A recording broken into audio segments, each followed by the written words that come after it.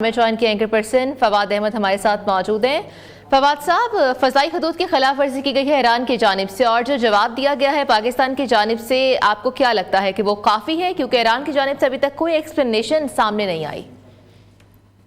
देखें जी, दो तीन चीजें तो बड़ी वाज़ेह हैं। सुबह से बल्कि कल गुज़िश्ता रात से हम जो है इस कश्मकश के अंदर मुब्तला हैं कि सोशल मीडिया पे कुछ नादानों के, कुछ बेशर्मों के जो है वो मौक़िफ़ को देखें या उनके रद्द-ए-अमल को देखें और उसकी बुनियाद पर जो है वो कोफ्त का शिकार हों।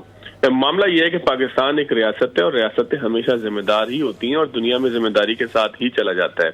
और जिम्मेदारी का पहला मरहला ये होता है कि आपके साथ किसी रोनुमा होने वाले वाक़े के ऊपर आपका रद्द-ए-अमल कितना समझदाराना है और कितना जो है वो दानिशमंदाना है। बहरहाल ईरान ने जो है वो बहुत ही आप ये कह लें कि अदब अदाब या किसी भाईचारगी का ख्याल रखे बगैर पाकिस्तान की फिजाई हदूद की खिलाफ वर्जी की। जाहिर है कि पाकिस्तान ने सिचुएशन को एनालाइज करना था। पाकिस्तान की अफवाज ने, पाकिस्तान के दफ्तर खारजा ने नपतुल्ला रिस्पॉन्स उस हिसाब से देना था कि जो दुनिया के अंदर पाकिस्तान के इमेज को मुनासिब तरीके से पेश कर सके, जिम्मेदारी की हैसियत से, जिम्मेदार की हैसियत से जो है वो मनवा सके। पाकिस्तान ने अपने पहले और दूसरे कदम को इंतहाई मुनासिब तरीके से जो है वो रद्द-ए-अमल की सूरत में जाहिर किया है। पहला कदम यह था कि ISPR ने उसकी वजाहत की। ISPR ने उस पूरे वाक़े को बयान किया कि जिस वाक़े की बुनियाद के ऊपर ईरान ने जो है वो पाकिस्तान पे हमला किया था और जो वो नुकसानात सामने आए थे। दूसरा मामला दफ्तर खारजा का था। दफ्तर खारजा ने बिल्कुल मुनासिब तरीके से मामलात को, हालात को ठीक तरीके से बताया। और पाकिस्तान का एक इंतहाई कदम है किसी मुल्क से सफीर बुला लेना या किसी मुल्क के सफीर को जो है वो अपने पास से वापस भेज देना।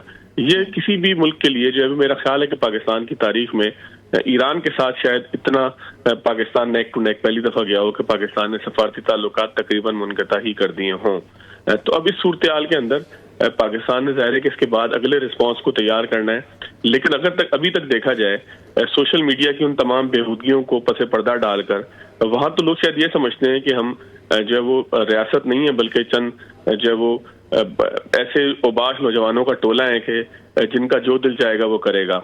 बुनियादी तौर पर इस मौके के ऊपर भी पाकिस्तान में हमने देखा कि कुछ नाअकबत अंदेशों ने, कुछ नमक हरामों ने ऐसा माहौल क्रिएट करने की कोशिश की कि शायद पाकिस्तान जो है वो मिसाइल के जवाब में 4 मिसाइल चला देता या फौरी तौर पर ईरान के तमाम शहरों को उड़ाता हुआ निकल जाता है। ऐसा दुनिया के अंदर न पहले कभी हुआ है, न पाकिस्तान को ये ज़ेब देता है, न पाकिस्तान का ये तरीक़ेकार रहा है। पाकिस्तान ने हमेशा सफारती मामलात को और ख़ास तौर पर अस्करी मामलात को बहुत ही बारीक बीनी के साथ, नेक नियति के साथ और बहुत ही जिम्मेदाराना तरीके से हमेशा जो है वो अपने केस को पेश भी किया और हमेशा दुनिया के सामने पाकिस्तान का यही रिस्पॉन्स है।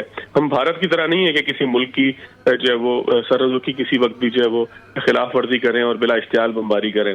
ना हम ईरान की तरह जो है वो कोई गैर समझदाराना जो है वो मामला करने के हक के अंदर है।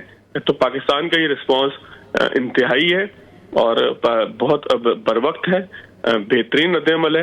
इसकी तारीफ और तौसीफ के साथ साथ ये फैसला करना होगा कि रियासत के ऊपर, रियासती मामलात के अंदर, ये हमारी सियासत में तो हो सकता है कि हम ये फैसला करना चाहते हो कि इमरान खान जीत जाए या नवाज शरीफ जो है वो वज़ीर-ए-आज़म पाकिस्तान की 4th, 5वीं, 8वीं मरतबा बन जाए, या हम चाहते हो कि बिलावल भुट्टो साहब जो है वो किसी पोजीशन के ऊपर चले जाएं। ये सियासी इख्तलाफात बहुत मामूल के हैं, बहुत मामूली हैं कि जो लोगों के दरमियान हो सकते हैं।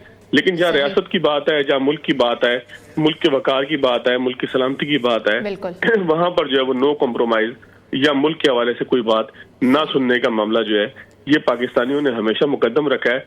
लेकिन चंद गंदे शरपसंद जो है वो गंदी मछली की तरह इस तालाब को आलूदा करना चाहते हैं।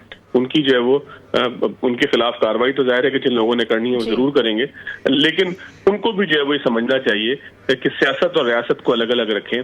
और यही वो बुनियादी फर्क या बुनियादी लकीर है कि जो आपको समझदार और बेवकूफ के टाइटल से नवाजती है। जी ठीक है, बहुत शुक्रिया Fawad Ahmad, senior anchor person हमारे साथ मौजूद।